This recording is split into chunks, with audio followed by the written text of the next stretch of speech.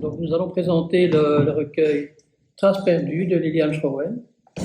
D'abord quelques mots de l'auteur. Donc Liliane est surtout réputée pour ses romans et ses nouvelles. Elle a eu le prix Emma Martin en 87, je pense. Je ne me souviens pas de la date. Je pense.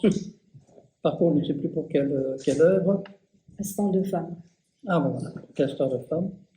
Mais ici, il s'agit donc de poésie. Donc, je pense que c'est ton deuxième recueil en poésie. Oui, en effet. Chez Bleu d'encre. Chez Bleu d'encre. Et je voudrais d'ailleurs en profiter pour remercier Claude Denet, qui n'est pas là, mais qui est l'éditeur de Bleu d'encre, de m'avoir permis de publier ces poèmes qui dormaient certains dans mes tiroirs informatiques depuis quelques siècles et que je n'envisageais même pas de publier des Ah bon, donc c'est un rassemblement de textes alors. Non, pas celui-ci, mais le premier. Ah, le premier, c'est oui, vraiment une rencontre avec lui d'accord. et voilà, il m'a dit mais oui, propose-moi des textes. Voilà, donc on a suggéré de commencer par une lecture, et c'est M. Yannick Ziegler qui va donc lire les textes, et on va embrayer chaque fois sur le texte.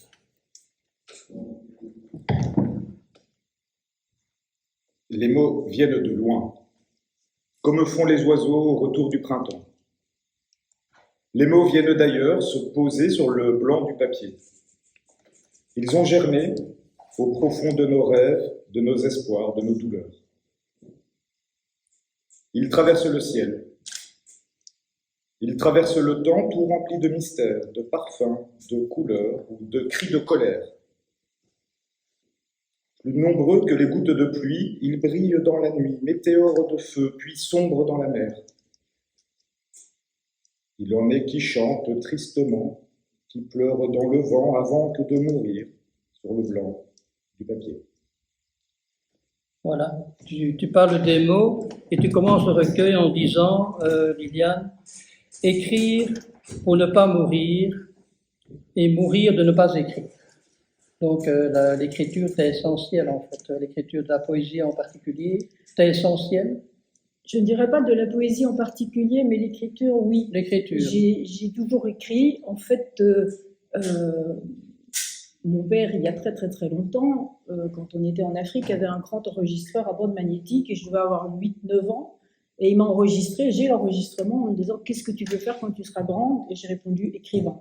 Alors j'ai même mis quelques années avant d'y parvenir, mais oui. Donc c'est un désir de vocation oui, c'était vraiment très tôt, quelque chose que je voulais faire depuis toujours. Cela en toi. Oui. Comment mènes-tu ta réflexion au point de vue poésie et au niveau de l'inspiration? Comment es-tu inspiré finalement? Voilà. Comment les mots arrivent chez toi? C'est ça, un peu comme dans la lecture que Yannick vient de faire, en fait. Voilà. Ils arrivent, je vais dire ça comme ça. Je n'ai pas une idée en me disant, tiens, je voudrais écrire sur l'enfant, sur la mort, je ne sais pas, sur quelque chose.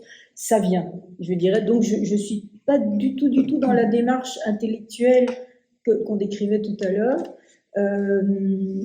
C'est vraiment, et c'est souvent de manière inattendue, et c'est pour ça que mon premier recueil chez Claude Denet, j'avais ces poèmes, mais je n'envisageais pas de les publier parce que je pensais que la poésie n'intéressait personne. Donc j'étais très contente de le rencontrer et qu'il n'y avait pas vraiment une unité là-dedans. C'était vraiment des... Donc ça, a priori, c'est une fulgurance en quelque sorte. Oui, on peut dire ça. Oui. Et puis ça chante, ça se répond. Ça, voilà. Et puis alors...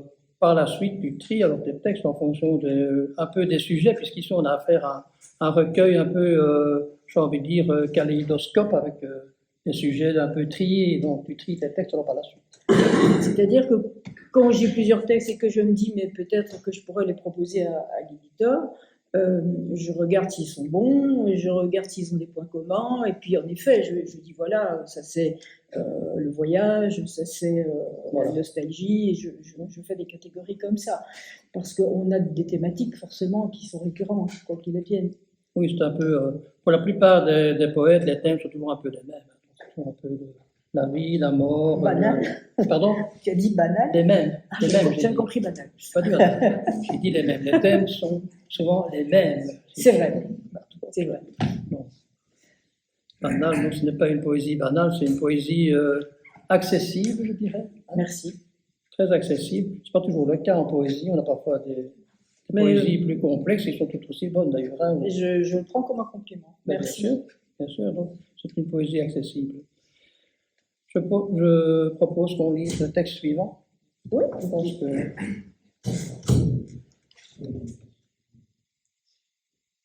Mais à quoi pense-t-il l'homme de bronze nu en son jardin lointain? Vers qui donc vont les songes du penseur de Rodin? Assis sur cette pierre, il est un peu penché, le menton sur la main, les jambes écartées, triste et désespéré, perdu, abandonné, solitaire et muet. Il est fort et puissant, musculeux, vigoureux, mais figé sans repos, il est là pour jamais. Qui est-il? Qu'attend-il? Et quel est son tourment? Lutteur, vaincu, captif, prisonnier, condamné, a-t-il peur et de quoi? Visage torturé, son regard est dans l'ombre comme s'il languissait, sans savoir, sans espoir. Depuis plus de 100 ans, il ne voit ni n'entend que sa seule douleur, que son propre mystère, que la mort immobile qui l'attend et m'attend. Son destin est le mien. Voilà, c'est un penseur tel que je ne l'avais jamais vu de cette façon, ce penseur, je vais dire ça comme ça. On l'imagine plutôt spirituel, ce penseur, donc on l'imagine en général pas aussi physique. Ici, tu parles de sa stature, tu parles d'une attitude autrement que comme s'il pensait. Tu parles de son tourment, c'est quel est son tourment, l'idée même de l'art semble induire un doute. En fait, ce penseur, je l'ai rencontré 2 fois. Une première fois, il y a de très nombreuses années, quand j'ai visité le musée Rodin, près de Paris. À Paris. Et la deuxième fois, pour ceux qui ne le savent pas, Rodin a vécu en Belgique et il y a un moulage de son penseur authentique au cimetière de Laeken, sur la tombe de son marchand d'art de l'époque.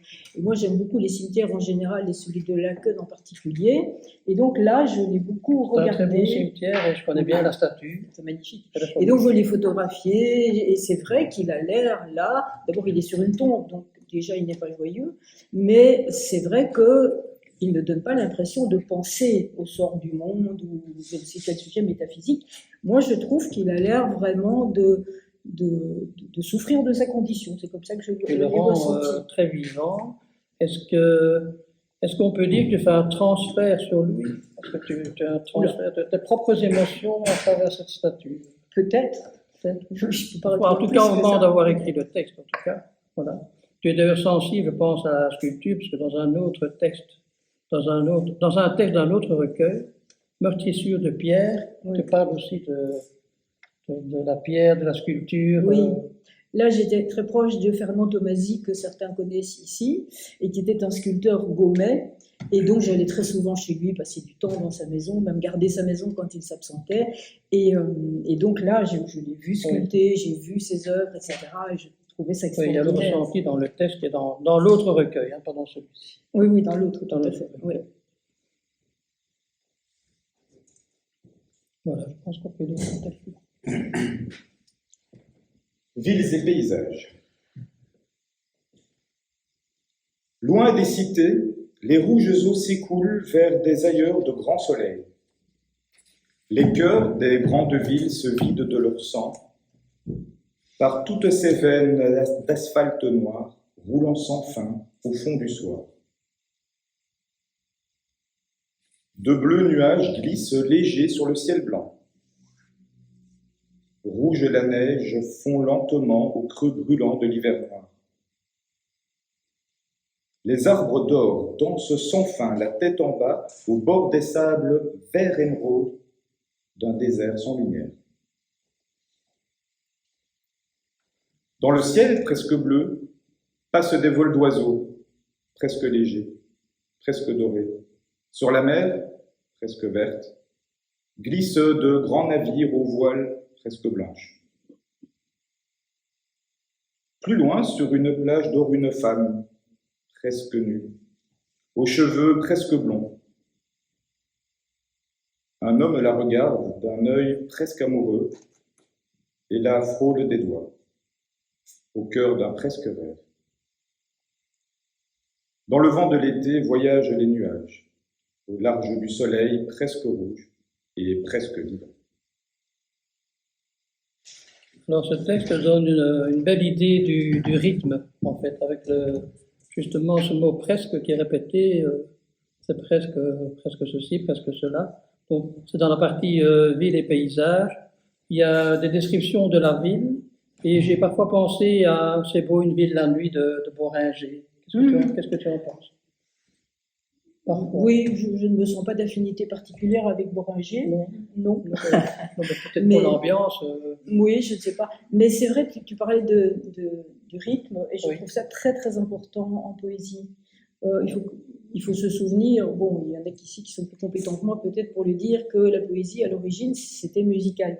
Et puis il y a une séparation entre la poésie, je dirais, savante, avec la Pléiade, etc., et puis la chanson populaire, mais ça reste quand même quelque chose, à mon sens, de musical, et dont le rythme et les sonorités sont essentielles. Et donc j'essaye en effet de jouer un peu avec ça. Quand Tu travailles beaucoup le rythme? Oui, je trouve ça important. À partir des mots, à partir du... Oui, et puis Tu écris en musique, peut-être, je sais pas. Non, pas du tout. Non, je ne suis pas musicienne pour deux. Pas musicienne Pas du tout. Donc, c'est vraiment le rythme. Oui, c'est le rythme Ton de propre- la parole, de la respiration. Ton propre rythme. Oui. Ton propre rythme. Alors, tu alternes dans un même texte beaucoup de sujets différents. Tu peux passer de la ville à la mer, de la mer au paysage de collines. Enfin, j'ai déjà remarqué dans plusieurs textes, tu passes comme ça d'un sujet à l'autre assez facilement. Et malgré tout, ça reste goulayant. Tu vois, ça reste goulayant, donc ça fait partie du rythme aussi. J'aime bien le mot goulayant, parce que goulayant, ça... Gouléant, je retiens. Ah, retenez, voilà, goulayant, voilà. Oui, Puis, se penser au drink pour après. oui, c'est ça. C'est ça. Bon, donc, tu as quelque chose à dire encore sur cette partie de texte, Sur, sur villes et paysages? Quelque chose de précis, peut-être pas, mais encore Non. une fois, les villes sont. La poésie telle qu'on l'étudie à l'école, etc., en général, est surtout centrée sur la nature, le printemps, les petits oiseaux, les jolies fleurs, et ainsi de suite. Oui. Et la ville est tout aussi poétique, mais peut-être plus sauvage et plus dure, mais aussi belle. Par exemple, l'histoire du sang qui s'écoule de nos veines, comme les villes se vident de leur sang sur les autoroutes, ça me semble évident quand on voit du ciel, on voit le centre et puis on voit ces artères, et c'est pas pour rien que ça s'appelle C'est des une ville, artères, j'imagine. Oui. Oui, il y a toujours cet aspect un peu... Oui. Et puis il y a les lumières, il y a les néons, Dans tous les textes, il y a un côté biologique presque, hein, dans tes textes, un côté biologique, vivant, en fait. Hein, voilà. Il y a régulièrement le sang, d'ailleurs, les pulsations. Enfin, il y a ce côté-là. c'est pas faux. Voilà. Donc, il y a aussi le côté miroir, j'ai noté. Le côté miroir, parfois. Oui, c'est vrai, je n'avais pas pensé, mais oui. Le côté miroir de la ville, les reflets, des choses Oui. comme ça. Les vitrines, les reflets, vitrines, etc. voilà. Oui, tout à fait. Et le contraste entre la ville et les champs. Et alors, on retrouve alors dans cette partie-là aussi l'alternance des textes courts et longs. Donc, tu peux écrire plus court, plus long. Oui, ça dépend vraiment. Ça dépend vraiment de ton Oui. inspiration. Tu ne Oui. choisis pas de le faire. Non, je me dis, voilà, j'ai écrit deux lignes et c'est complet, ou bien non. C'est un texte court, par exemple, pétale orangé, coquelicot noyé par les blés. Voilà.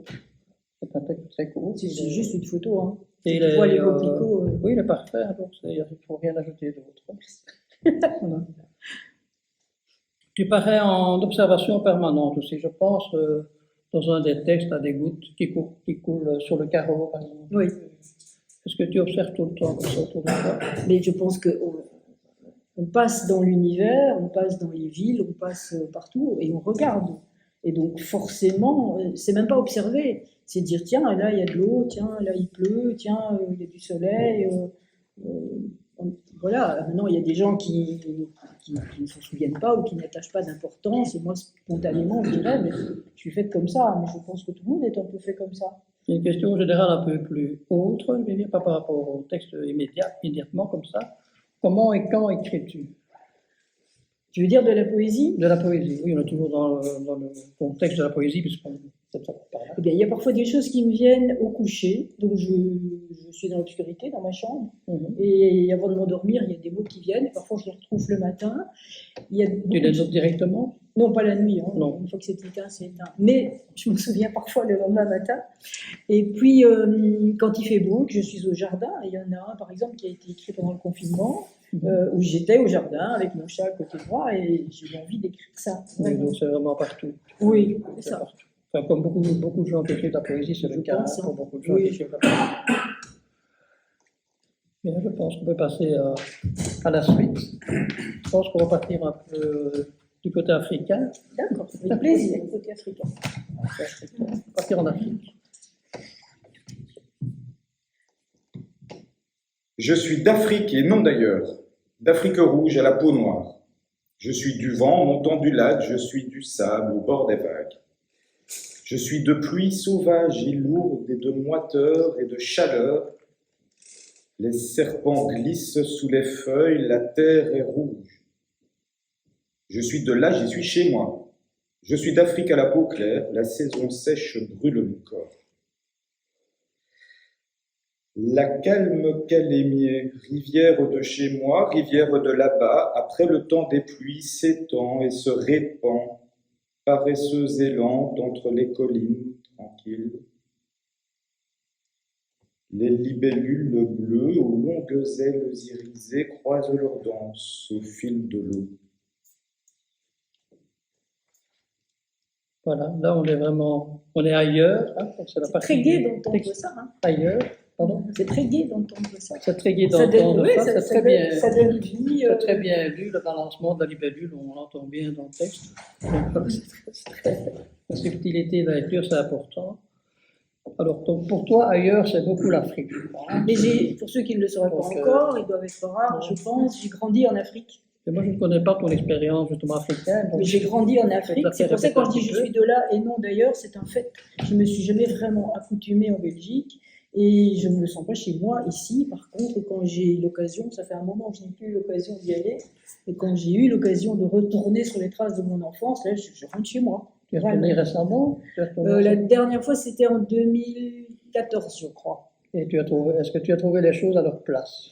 Alors en 2014, je ne suis pas allée dans la ville où il y a la rivière Calémier dont je parle. Je suis allée à Lubumbashi pour un salon du livre. Hein? Oui. Mais en 2007 et 2008, je suis retournée dans la ville où j'ai grandi, où il y a la rivière Calémier, en effet. Alors le lac est toujours là, la rivière est toujours là, la terre est toujours là, mais beaucoup d'autres choses ont changé, mais beaucoup de choses sont toujours là. Les odeurs sont là, la chaleur est là, ça ne change pas évidemment. Les gens sont là. La chaleur humaine. La chaleur humaine, les gens, même si ce ne sont pas les mêmes, mais sont restés pareils. Pareil et différents, on oui, évolue tous, et donc pas tout la même ambiance évidemment que dans les années 60. Non, c'est pas la même ambiance, c'est un autre pays, mais ce sont des gens terriblement attachants. J'ai envie de citer ici, mais je vais avoir la larme à l'œil. Je me suis fait en 2007 et 2008 un ami là-bas, et je viens d'apprendre sa mort, mais il était extraordinaire, extraordinaire. 4 ans. Oui. Bon, c'est une chose dommage, bien sûr. Tu as aussi beaucoup voyagé ailleurs, hein, le Sri Lanka, le Cap-Vert. Oui, j'ai eu le cas. Enfin, pendant ma vie active, je n'ai pas beaucoup voyagé pour diverses raisons, parce que j'étais active, parce que j'avais bien des enfants et parce que j'avais pas de sous. Mais après, disons que j'ai fait quelques voyages. Oui, j'aime beaucoup les voyages. Oui. J'aime beaucoup l'étranger. Les voyages t'ont nourri. Mais c'est dû à tes origines, je veux dire, africaines. C'est sûr que tu aimes les voyages, ça a sûrement oui, et puis quand on était en Afrique, on voyageait par définition.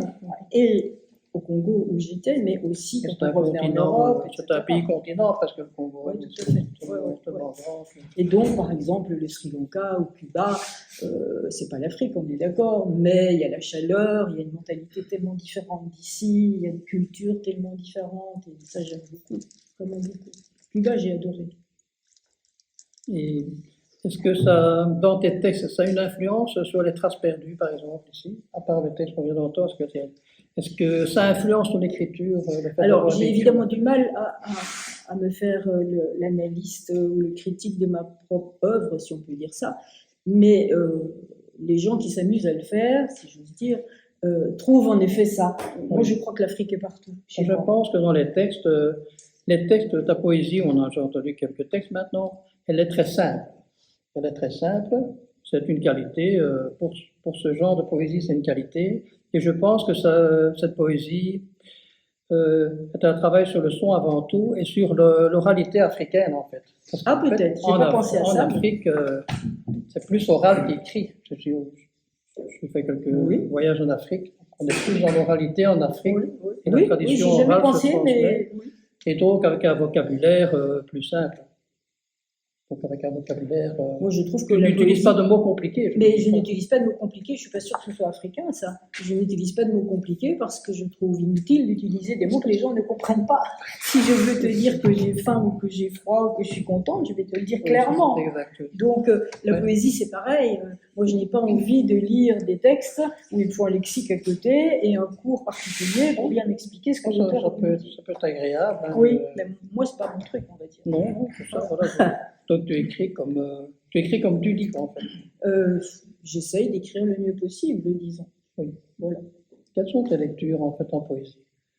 En poésie, alors je pourrais citer, Ou tes références, enfin, Alors, voilà. hors de la poésie, le plus grand écrivain sur la planète Terre, il y en a qui le savent, c'est le Clésio, qui n'est pas un poète, mais néanmoins, qui est très poétique. Donc oui, ça c'est vraiment, il n'y a rien de mieux que le Clésio, ça c'est sûr. Et tous les gens qui me connaissent, et tous mes étudiants qui sont passés entre mes mains le savent. Ils ont tous beaucoup souffert à cause de le Clésio. Sinon, en poésie, j'adore Verlaine, Baudelaire, cette époque-là, Rimbaud, même s'il n'est pas toujours clair à comprendre. Donc les classiques. Hein. Oui, les classiques. Alors que tu n'écris pas comme ça, en fait. Tu n'écris pas en classique, c'est pas... Bah non, je ne suis pas Victor Hugo non plus. Hein. Non. Il est mort Bien d'ailleurs. sûr, je mais crois. je veux dire, ça aurait pu avoir une influence sur ton style ou des choses comme ça. Voilà. On peut lire le texte suivant. Je fais les voyages, est-ce que c'est le... Tu veux? Les voyages. Je fais les voyages. C'est les voyages.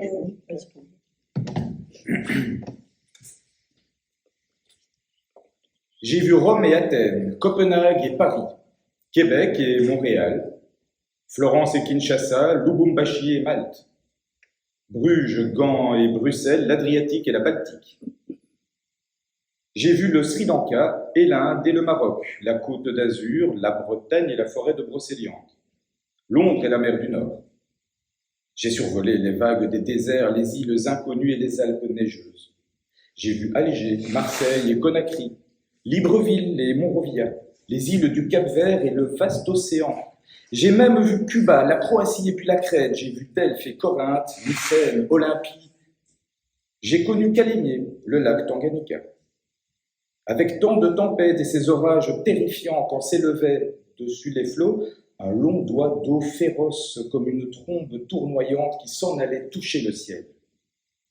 Et dans le calme plat et dans le calme clair de la limpide saison sèche, l'on voyait lentement passer des bancs de crocodiles au long des plages dorées où jouaient les enfants, au grand soleil de là-bas où j'étais chez moi.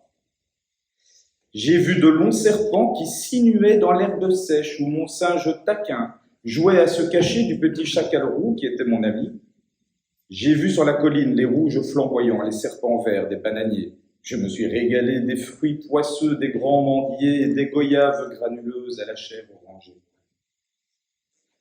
Et puis, près de chez moi, 2 gentils lionceaux, adoptés par le père de mon ami Zintak, qui avait peur des poules et des grues couronnées, au petit œil féroce, sous l'aigrette impériale. Le monde est vaste cependant, et je n'y ai rien vu. Il reste tant de choses, tant de lieux, de pays, de déserts, de glaciers, de soleils inconnus que je ne saurais pas. On est presque dans une réflexion touristique, presque d'un ensemble de voyages, mais ça va crescendo chaque fois vers l'Afrique. Ça va crescendo vers... Et en fait, en l'entendant, je... Tu dis d'ailleurs chez moi. Bon. Mais c'est chez moi, C'est chez toi, c'est là. clair que c'est chez Voilà. moi. Mais en l'entendant, je pensais à une réponse à une question que tu as posée précédemment. Pourquoi est-ce que j'écris des choses pareilles? Mais je pense que c'est une manière de les faire revivre. Comme quand on regarde des photos anciennes, ces lieux n'existent plus. Les gens qui étaient là avec moi sont morts. Moi-même, je ne suis plus la petite fille que j'étais. mais je me retrouve exactement dans cette ambiance-là quand j'écris ça. Et donc, quand je parle des Mambiers, des Goyaves, Oui, des Flamboyants, je vois Oui, mais même, je vois les lieux que j'ai. je pense que même le public, et même moi, je le vois. Donc il y a un côté, cette poésie a un côté scénarisé, un petit peu un côté cinématographique presque. On voit en fait ce que tu dis. C'est bien. Donc ça fonctionne. Donc ça fonctionne, c'est tout ce qu'il fallait. Voilà. Je pense que tu as touché aussi aux saisons, à la mort, bien sûr, donc les thèmes, c'est un petit peu moins joyeux. Oui, et adieu. Et adieu. Adieu, je pense qu'il y a un texte prévu. Hein, pour Dieu. Dieu. Oui, on y va. On va trouver Dieu. Dieu direct, le dernier, ouais. C'est le Tu as le quoi avant Dieu? Il y en a encore avant. Il y a... Oui, mais on prend Dieu. La nuit, Prends le Dieu, temps, prends Dieu. Prends Dieu, c'est bien. Prends Dieu, on va lui faire son affaire. Prends Dieu, bah, c'est pas grave. On va lui faire son En affaire. général, c'est plutôt lui qui prend, mais On va attaquer Dieu. Prends Dieu. Peut-être pas tout à fait. Il y a des croyants qu'il faut respecter. Et puis ça dépend de quel Dieu on vous sait. Ah non, Dieu, c'est Dieu. Vas-y. les silences de Dieu. En ces temps-là, les hommes invoquaient les dieux jour et nuit afin d'écarter d'eux leur injuste colère. Et le sang des agneaux, des taureaux et parfois des enfants coulait sur les autels, dans les temples de marbre blanc se dressant sous le ciel. Mais les dieux se taisaient. Loin de là, dans l'espace et le temps, d'autres hommes en vain appelaient Jéhovah. Derrière eux, l'on voyait s'élever la fumée, de longues cheminées. Mais Yahvé se taisait. Alors survient la peste, ou l'orage, ou la guerre, ou la grippe d'Espagne, le sida, l'Ebola, aujourd'hui Corona, et les hommes partout, hommes blancs, hommes noirs, du grand nord au grand sud, du grand chaud au grand froid, commencent d'avoir peur et implorent le ciel dans toutes les langues. Mais le Dieu des chrétiens, comme celui des Juifs, comme le grand esprit et comme Allah, comme Zeus, Jupiter et Brahma, dans le ciel toujours vide, continue de se taire. Dieu se tait toujours et partout. Dieu se tait dans toutes les langues. Il brille par son absence. Il brille dans le silence. Donc on a fait le tour un peu de toutes les maladies. Hein. C'est ça. Voilà. Bon, donc, c'est moins joyeux. Voilà, donc. Mais bon, on a interpellé Dieu aussi en fait. Est-ce que le fait d'interpeller Dieu, ce n'est déjà pas lui accorder de l'importance ou quelque part, est-ce qu'on peut interpeller une inexistence en fait? Mais je ne l'interpelle pas. Je constate qu'il se tait dans toutes les langues et dans toutes les circonstances. Et que, évidemment, comme un enfant tout petit appelle sa mère quand il tombe, maman, je me suis fait mal, maman, j'ai peur, et maman est là, nous avons la même réaction, mais maman parfois vient, mais Dieu jusqu'ici n'a pas empêché la Shoah, n'a pas empêché les épidémies, etc. Donc c'est ça que je dis. Maintenant, c'est ma conviction et c'est mon sentiment. Mais je crois en effet que Dieu brille par son absence et brille dans le silence aussi. Parce que peut-être qu'il est là et qu'il est dans le silence et que ça. C'est un constat évident, parce que bon, on peut l'imaginer. Chacun c'est. Mais oui, mais voilà, ça c'est bon. Je vais dire mon ressenti pour employer un mot à la mode que je n'aime pas, mais voilà, c'est ce que je ressens. Donc Dieu se tait dans toutes les langues. Voilà. C'est ça, c'est forcé quelque part, puisque bon, même pour les croyants, je pense que bon, on pense autrement. Voilà. Ouais. Quels sont tes projets en poésie? Tu as des projets ou bien en poésie, je n'ai jamais de projet pour la bonne et simple raison que j'écris quand ça me prend ou quand ça ne me prend pas, je n'écris pas. Donc voilà. Maintenant, j'ai un roman qui va sortir chez Méo Édition en février, je pense, qui s'appelle Irréversible. Et j'ai un grand projet où il est question de Dieu, mais qui est en chantier depuis 10 ans, donc il n'est pas prêt de se terminer, je pense. Et puisqu'il s'agit de Dieu, quel est ce projet alors? Alors, le titre provisoire, c'est Le nègre de Dieu. Le nègre de Dieu. Pourquoi nègre? Parce que nègre en littérature, c'est celui qui écrit pour quelqu'un. On peut utiliser le mot, un peu plus, hein. Nègre. c'est Dumas qui a inventé le mot, qui était quand même noir. Hein. Il pourra Dumas pas- a inventé le mot du nègre littéraire. Ça vient de lui. Donc, je respecte Alexandre Dumas et j'emploie le même mot. Et donc, si j'écris à la place de quelqu'un d'autre qui me paye ou qui me demande de le faire, je suis son nègre littéraire. Et non pas sa négresse, hein, son nègre littéraire. Si les évangiles ont été écrits par des gens qui parlent au nom de Dieu parce que lui-même n'a pas voulu écrire, ils sont en quelque sorte les nègres de Dieu. Donc c'est ça le titre oui, provisoire. l'idée est intéressante. Voilà, maintenant, Plus de mots, le évidemment. projet n'aboutira peut-être jamais. Hein, Ça mais- peut-être changer de mots, faut peut-être obligé à changer. Non, non, je ne change pas les mots. Puisque même pour Les mots ne sont ni bons ni mauvais, ils sont ce qu'on en fait. Si j'emploie certains mots avec une connotation insultante ou péjorative, mais ce n'est pas le cas en l'occurrence. Voilà, je ne sais pas si tu as des choses à ajouter, je pense qu'on a terminé autrement. Sauf si quelqu'un a des questions, mais sinon. Ah oui, peut-être te faire lire un texte toi-même, Oula, pour entendre la voix qui va avec l'auteur. C'est intéressant de voir un petit peu comment ça se passe. alors, quel est ce? Alors je prends les îles, mais je lirai moins bien que mon lecteur là. Hein. Oui, ça va être très cool. Je dis oui, mais je ne dis pas que tu vas lire moins bien, non, mais je dis que tu vas bien lire. Il est des îles sur la mer qui s'éparpillent dans le vent, larges voiliers à l'aile ouverte, elles s'en vont vers l'horizon comme de blancs oiseaux marins. Il est des îles immobiles de terre rouge et de rochers, debout sur l'océan depuis la nuit des temps. Les vagues viennent s'y coucher. Il est des îles de corail posées au creux des vagues, terre de feu, terre de rêve, brillant sous le ciel bleu. Il est des îles d'émeraude couvertes de forêts qui chantent sous le vent au bord de plages d'or où l'on voit sur le sable d'étranges plantes aux fleurs étoilées qui rampent, serpents noueux sinuant vers l'eau verte. Il est des îles chimériques, perles de nacre et de cristal, flottant sur les lagons lointains, gouttes de lait, frangées d'écume, rochers sauvages battus de vent, oasis au centre de la mer, larmes d'espoir dans le désert. Il est des îles de naufrage où Robinson se meurt d'ennui, cherchant en vain sur le rivage une trace de pas qui n'existe pas. Il est des îles sans trésor, où rien n'existe que la mort. Il est des îles qui dérivent et qui s'en vont vers le néant. Il est des jours sans lendemain et des voyages sans retour. Voilà, c'est peut-être ça les phrases.